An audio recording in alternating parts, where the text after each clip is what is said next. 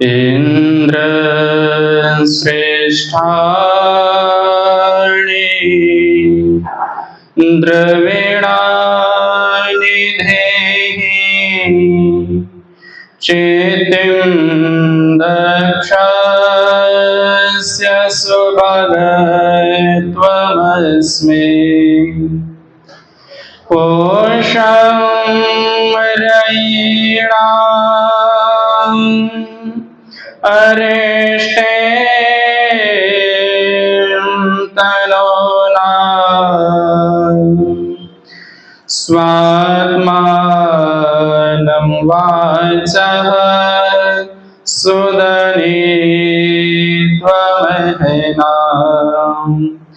स्वात्मानं वाचः सुदनीत्वमहनाम्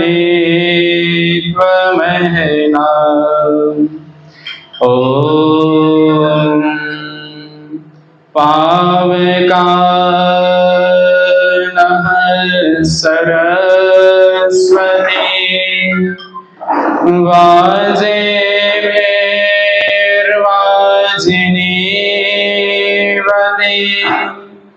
यज्ञं वष्टुः धिया वसो ॐ शान्तिः शान्तिः शान्तिः। आज इस प्रातःकालीन वेला में उपस्थित आदर व सम्मान के योग्य आदरणीय संरक्षक जी, सममाननीय प्रधान जी, मंत्री जी, आए हुए आर्यभद्र पुरुषों, मातृशक्ति प्यारे बच्चे, जैसा कि अभी वर्तमान समय में श्रावण मास चल रहा है और श्रावण मास यह श्रवण की विधि को बताता है। यहाँ पर प्राचीन परंपरा में अभी वर्षा ऋतु काल चल रहा है और वर्षा ऋतु काल के समय जो योगी, ज्ञानी, ध्यानी, तपी, जपी, महात्मा, विमलात्मा जो कंदराओं में, गुफाओं में रहते थे, पहाड़ के ऊंचर शिखर चोटियों में जो रहते थे, अपनी आत्म चेतन, आत्म तत्व को जानने के इच्छुक से जो उपवरे च गिरीणाम संगमे च नदीनाम धिया विप्रो अजायता इस वेद मंत्र का साक्षात्कार करते थे, ऐसे काल में, वर्षा काल में वह जपे तपे ज्ञानी ध्यानी महात्मा सब ग्रामीण में आकर के, गांव के इलाकों में आकर के, शहर के इलाकों में आकर के जो है ज्ञान की बरसात, ज्ञान की गंगा में लोगों को डुबकी लगाते थे। इसी कड़ी में आज आप सब साप्ताहिक यज्ञ सत्संग में सम्मिलित हुए हैं। तो ज्ञान की वृद्धि को करते हुए आज एक वेद मंत्र की व्याख्या करते हैं। और ये जो श्रावण मास है, वेदों को सुनने की जो परंपरा है, हमारे पुरातन परंपरा है, इसी परंपरा को आज हम पुनः से दोहराते हैं और इसको आगे विस्तृत करते हैं। वेद मंत्र है पोषम अग्नि रथम न वेद्यम प्रेष्ठम वो अतिथिम अस्तु से मित्रमिव प्रियम अग्नि वेद्यम न रथिम। अर्थात वेद कहता है इसमें परम पिता परमेश्वर को अग्नि देवता के रूप में यहाँ आह्वान किया गया।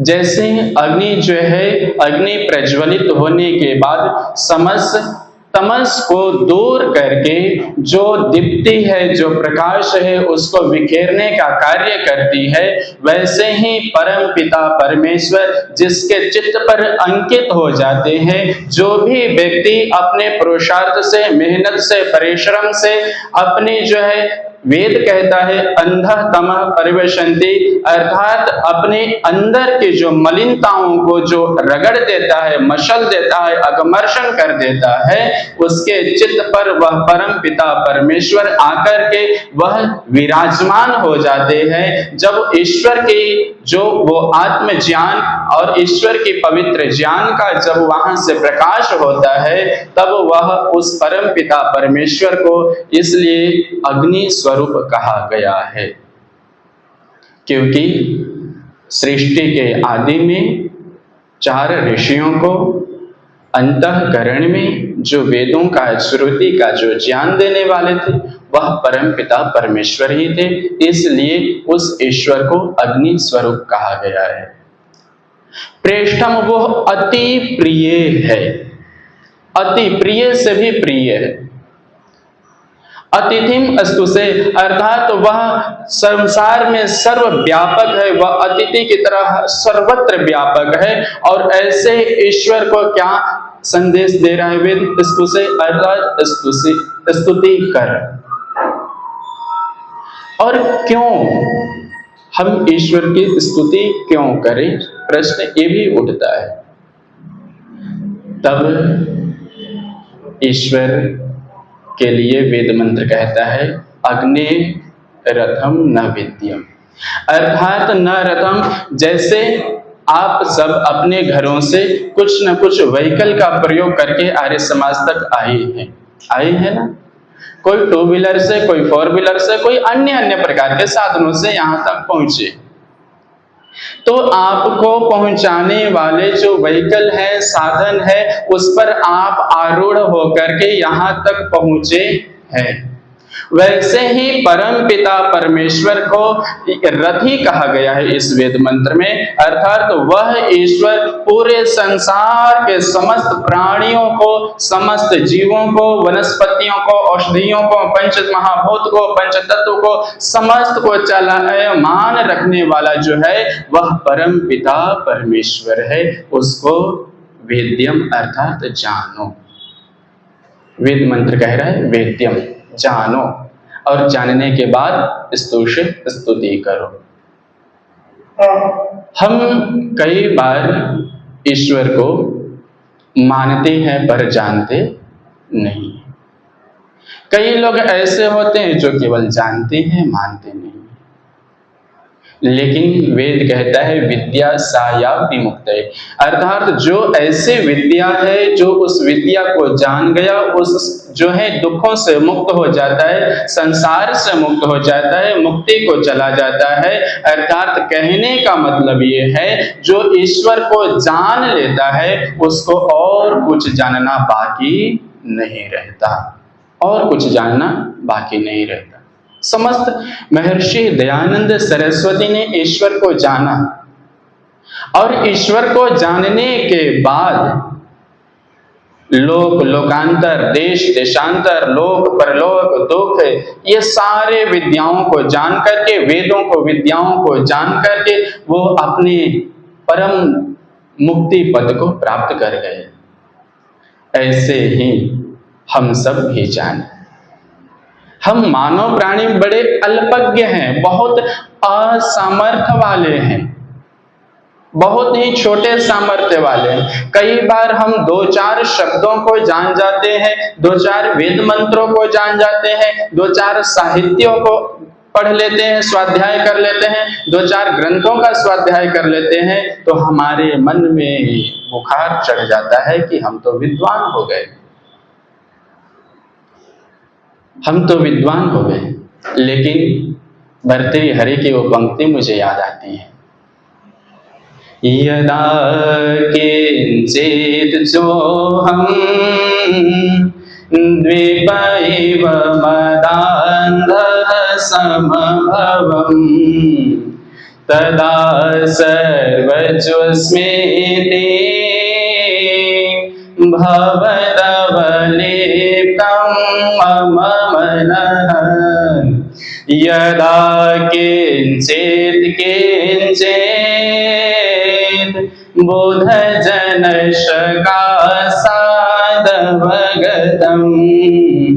तदा सर्वसुस्मिते ज्वर एव मदो में व्यापगतः। राजा भर्तृहरि को भी बहुत अहंकार था। उनको राजा भर्तृहरि कहते हैं कि दुर्भाग्य है पतंजलि ऋषि का जिन्होंने मुझ जैसे विद्वान को नहीं देखा। दुर्भाग्य है जो पतंजलि ऋषि योग दर्शन के प्रणेता हैं। वो राजा भर्तृहरि कहते हैं कि दुर्भाग्य है उस पतंजलि ऋषि का जो मुझ जैसे व्याकरण आचार्य को नहीं देखा। लेकिन वही भर्तृहरि जब विद्वानों के संगोष्ठी में बैठते हैं, जब विद्वानों के समीप बैठते हैं, जब विद्वानों के पास बैठते हैं, तो उनकी जो अहंकार, विद्या की जो अहंकार थी, जो मदमस्त हाथी की तरह उनके मद से ओतप्रोत हो रहे थे, वह बुखार तुरंत उतर गई। ये जो शब्दों का अहंकार है, यह बुखार की तरह है। जैसे व्यक्ति को ज्वर लग जाए, बुखार लग जाए, तो क्या करता है? औषधि लेता है। औषधि पान करने के बाद वो ज्वर शांत हो जाता है, शरीर से धीरे धीरे टेम्परेचर डाउन होने लगता है। वैसे ही जो शब्द विद्या के जो अहंकारी व्यक्ति होते हैं, वो विद्वानों की सभा में बैठते ही उनकी बुखार शांत हो जाती है। राजा भर्तृहरि लिखते हैं, अर्थात संकेत करते हैं हम उस ईश्वर को जाने, वेद्यम जाने, कहाँ तक जाने? समस्त वेद, वेदांत, दर्शन, उपनिषद, सारे ग्रंथ ईश्वर की ही स्तुति करते हैं। सारे ग्रंथ ईश्वर की स्तुति करते हैं।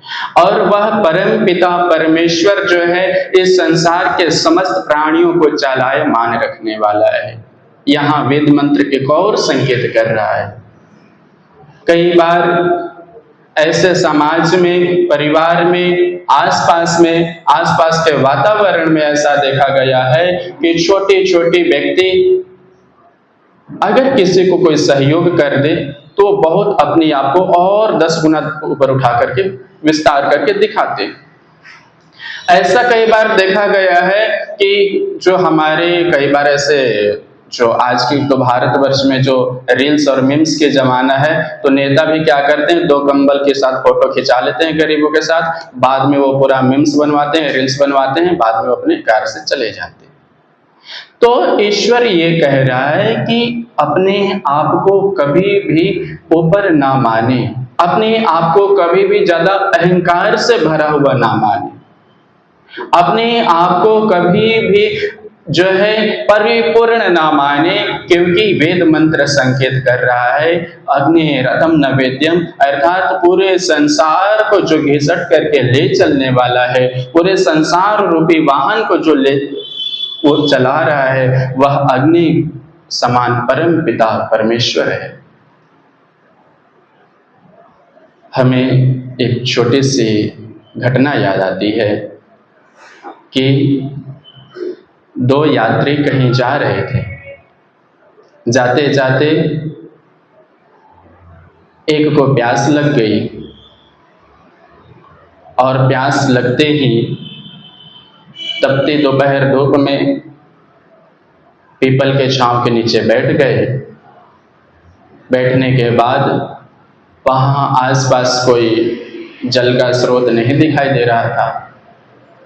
एक घर की ओर देखें, देखने के बाद वो जो है पानी के लिए आवाज लगाते हैं। अंदर से बुढ़िया माता निकलती है। निकलने के बाद 2 अलग अलग गिलास में पानी लेकर के दोनों को, राहगीर को, पति को पिला देती है। जब पानी पिलाई बुढ़िया माता ने, लेकिन जब गिलास में पानी भर करके ला रही थी, उस गिलास में पानी आधा ही था, दोनों गिलास में। हम हमारी मन स्थिति को ये दृष्टांत से सिद्ध करता है। जब गिलास में पानी आधा गिलास था, एक यात्री जो है पी करके बड़े प्रसन्न होता है, धन्य है माता, हमारा सौभाग्य है, आज आपने मेरे जीवन दान दी है, आपको बहुत बहुत धन्यवाद है, आप हमारे जीवन के लिए वरदान बन करके आई हैं, आज अगर आप न होती तो हम प्यास से व्याकुल होकर के शायद यहीं प्राण गंवा बैठते। उन्होंने बहुत सारे शब्दों से आभार व्यक्त किया। एक दूसरा यात्री वही था। दूसरा यात्री कह रहा है कि हे माता, इस प्रचंड गर्मी के समय में हम दोनों सुबह से ही चलते आ रहे हैं, पानी भी लाई तो आधे गिलास लाई, इससे ज्यादा देती ही नहीं, मर ही जाते, क्या दिक्कत।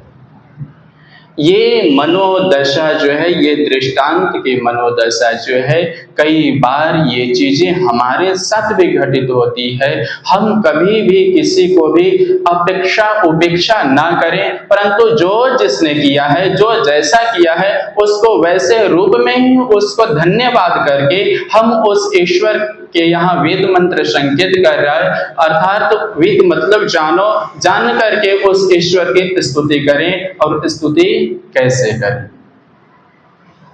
हम प्रार्थना करते हैं, रोज वेद मंत्रों से अलग अलग करते हैं, यज्ञ के माध्यम से करते हैं, कोई आरती के माध्यम से करते हैं, कोई धूप बत्ती के माध्यम से करते हैं ही नहीं करते हमारे सनातनी भाई।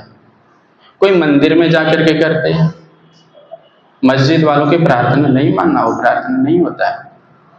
वो जो बोलते हैं ना, उसमें एक लाइन होती है कि जो अल्लाह पर ईमान ना लाए उसको सीधा कत्लेआम करो, वो प्रार्थना नहीं होती। तो जो हमारे सनातनी भाई प्रार्थना करते हैं, क्या वो प्रार्थना ईश्वर से कैसे करनी चाहिए? तब यहाँ महर्षि दयानंद सरस्वती आर्य रत्न उपदेशमाला में लिखते हैं कि प्रार्थना दो प्रकार से होती है। कितनी?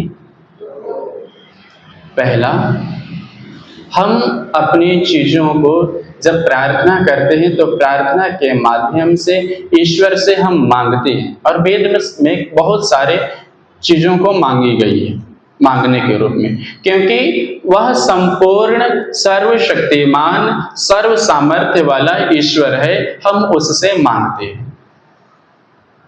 तो मांगने के साथ साथ ऋषि संकेत करते हैं कि एक तो हम याचना करें, याचना के साथ साथ जिस चीज को लेकर के याचना की जा रही है उस चीज को लेकर के घोर पुरुषार्थ करें, तब जाकर के वह प्रार्थना बन पाती है। घोर पुरुषार्थ। और ईश्वर को हम चार ही चीजों को लेकर के याद करते हैं। कितनी? भगवान श्री कृष्ण भगवत गीता में लिखते हैं, चतुर्विधा भजन्ते माम जनः सुकृतो अर्जुन ज्ञानी आर्तो जिज्ञासु अर्थार्थे ज्ञानी च भरतर्षभ। आर्त जो दुखी होता है, जब हमारे जीवन के जो कठिनाइयां बढ़ने लगती है, हमारे जीवन में सुख की कमी आ जाती है, दुखों को वृद्धि हो जाती है, विस्तार हो जाती है, तब हम दौड़ते दौड़ते भागते हैं, भाग करके अपनी वेदना को सुनाते हैं, उसके सामने जाकर के रोने लगते हैं, जाकर के चिल्लाने लगते हैं आर्त भाव से, यानी दुखी भाव से। जब दुख विपत्ति आती है, सुख में तो वो एक दुआ है ना, दुख में सब सुमिरन करे सुख में करे ना कोई, जो सुख में सुमिरन करे तो दुख काहे को होए। इसी को महर्षि पतंजलि कहते हैं हेयम दुखम अनागत। अर्थात अब जो हमें मिल चुका है उस पर हमारी कंट्रोल नहीं है, लेकिन जो मिलने वाला है, जो आने वाले दुख हैं, उस पर हम काम कर सकते हैं। पहला, वो ईश्वर के पास जाता है जो दुखारी होता है, जो दुख पीड़ित ग्रसित होता है। दूसरा है जिज्ञासु, जो परा अपरा विद्या श्रेष्ठ और प्रवृत्ति निवृत्ति मार्ग को जानने वाला होता है। जो वेद वेदांगों को जानने वाला होता है, जो वेद की कड़ियों को जानने की इच्छा करता है, वह भी ईश्वर के समीप जाकर के यह गुहार लगाता है, धियो यो नः प्रचोदयात्, हे परमपिता परमेश्वर, हमारी धिया मतलब बुद्धियों को आप पवित्र करो, जिससे जो हम विद्या को ग्रहण कर पाए, अच्छी विद्या को जान पाए, और हमारे अंदर जो बुराइयां हैं उनको आप जो है तमस रूपी अंधकार को आप मार्जन कर दो। मार्जन करने के बाद हमारी अच्छी सद्बुद्धियों को भी सन्मार्ग पर प्रेरित करो। तो दूसरा कौन हो गई? ज्ञानी। पहला दुखी, दूसरा ज्ञानी, तीसरा भगवान श्री कृष्ण कहते हैं अर्थार्थी। अर्थात जो मनी राम धनी राम को लेने वाला हो, वो भी जाकर के मंदिर में जाकर कहते हैं हमारे भी ये काम भगवान फंसा हुआ है, ये काम निर्विघ्न संपन्न हो जाए, हमारी जो वो काम फंसी हुई व्यवसाय अच्छी चल जाए, अच्छी पोस्टिंग हो जाए, अच्छी प्रमोशन हो जाए। बहुत सारे इसमें इंक्लूड हैं। और मुझे आजकल जो लगता है कि सबसे ज्यादा अगर भगवान के पास मैसेज जाती है, व्हाट्सएप जाती है, तो इसी मैसेज जाती है अर्थ को लेकर के। लोग जब दुखी होते हैं तो बड़े बड़े अस्पतालों में भाग जाते हैं, जो जितने सामर्थ्य है वो अपने अनुसार करते। लेकिन आजकल प्रत्येक व्यक्ति के मन से जो प्रार्थना निकलती है, लगभग सभी की मैं नहीं कह रहा हूं, लगभग अधिकांश मात्रा में जो प्रार्थना निकलती है, आप कहीं से भी जाओ, भगवान हमें लक्ष्मी देना, हमें धन देना, हमें कुबेर देना। तो भगवान श्री कृष्ण कहते हैं तीसरा वो व्यक्ति है जो ईश्वर के पास जाता है जिससे धन की इच्छा हो। और वेद मंत्र भी कहता है वयम श्यामो पतयो रहिणा, अर्थात हम सब धन ऐश्वर्यों के स्वामी होवे। ये कोई गलत बात भी नहीं है, लेकिन एक तरफ वेद ये भी कहता है मां गृह कश्यस्वी धनम, अर्थात ये धन किसी का नहीं है, इसमें लिप्त मत होना, ना कर्म लिप्यते नरे, अर्थात इन कर्मों में लिप्त न होना। खूब धन अर्जित करो, खूब धनवान बनो, खूब संपत्तिवान बनो, खूब ऐश्वर्यवान बनो, लेकिन साथ साथ में इसके अंदर फंस करके मत रह जाओ। ये जो है यह नश्वर चीजें हैं, ये नष्ट होने वाली हैं। कल किसी और के पास था, आज किसी और के पास आया है, कल को किसी और के पास चला जाएगा। मैथिली शरण गुप्त कहते हैं उन्नत रहा होगा जो कभी हो रहा अवनत अभी, जो हो रहा अवनत अभी, जो उन्नत रहा होगा कभी। अर्थात यही बात है, कल किसी और के पास था, आज किसी और के पास, कल किसी और के पास। ये जो है धन एक जगह से ट्रांसफर होते रहे। तो तीसरा वो उपासक होता है जो ईश्वर के पास धन की इच्छा करता है। और चौथा ज्ञानी, जो लोक परलोक के विद्याओं से परिपूर्ण हो जाता है, जो श्रेय मार्ग प्रेय मार्ग निवृत्ति प्रवृत्ति की विद्याओं को जान लेता है, जो वेद वेदांगों को जान लेता है, विद्या को जान लेता है, वह भी ईश्वर के सामने जाकर के नतमस्तक हो जाता है। और उस ज्ञान के द्वारा योग यम नियम आसन प्राणायाम प्रत्याहार, ये 8 यमों के द्वारा वह ईश्वर से याचना करता है अब हमें बहुत हो गया, बहुत धक्के खा लिए, बहुत ठोकरें खा ली, बहुत दर दर भटक लिए, अब बहुत हो गया, अब इस जन्म के बाद अगले जन्म और नहीं चाहिए। फिर हम सब रोज प्रतिनित्य प्रति प्रार्थना करते हैं त्र्यंबकम यजामहे सुगंधिम पुष्टिवर्धनम उर्वारुकमिव बन्धनान् मृत्युर्मोक्षयमामृता। उर्वारक मेवा कहते हैं खरबूजा, पके हुए खरबूजा। जब खरबूजा पक जाता है तो अपनी वेल लता को स्वयं छोड़ देता है, वैसे ही इस वेद मंत्र में ईश्वर को त्र्यंबक कहा गया है। हे तीनों दुखों से छुड़ाने वाला ईश्वर, हे तीनों कालों के दृष्टा ईश्वर, यजामहे सुगंधिम पुष्टिवर्धनम, आपकी जो सुगंधि है, आपकी जो यश है, आपकी जो कीर्ति है, वो संसार के चराचर जगत में सर्वत्र व्यापक है। आप पुष्टि को देने वाले हैं, आप बल को देने वाले हैं। अनाजों के अंदर जो पुष्टि है, जो बल है, जो पौष्टिकता है, उसको अंदर भरने वाले हैं। जल के अंदर जो निर्मलता है, जो और औषधियों के अंदर जो पुष्टिता है, वो सब भरने वाले आप ही हो। हम क्या करते हैं, उसकी यजामहे, हम उसकी स्तुति करते हैं, हम उसका यजन करते हैं, हम उसका भजन करते हैं। किस लिए? मृत्योर्मुक्षी अमामृता। हे परमेश्वर, हमें मृत्यु से तो, मृत्यु को तो प्राप्त होंगे ही, क्योंकि शरीर नश्वर है। भगवान श्री कृष्ण भगवत गीता के दूसरे अध्याय में लिखते हैं कि जो जन्म हो चुका है उसकी मृत्यु निश्चित है, अर्थात ध्रुवम जन्म मृतस्य च। ये जो है मृत्यु निश्चित है, हम मृत्यु को तो प्राप्त हुए। वेद कहता है कब?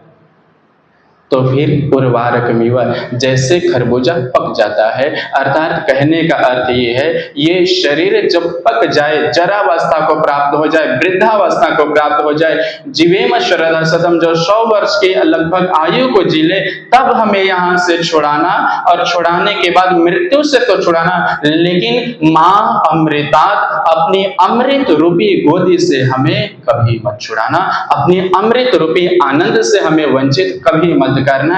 ऐसी प्रार्थना वेदों में की गई है। और फिर हम लौट करके वही आते हैं, पृष्ठम वो अतिथिम स्तुसे मित्रमिव प्रियम अग्ने विद्यम नरत्यम, अर्थात वह परम पिता परमेश्वर हम सबका हितैषी है, हम सबका हितकारी है, हम सबके मित्र के समान है, हम सबको जो है सद्भावना देने वाला है, हम सबके समस्त दुखों को निवारण करने वाला है।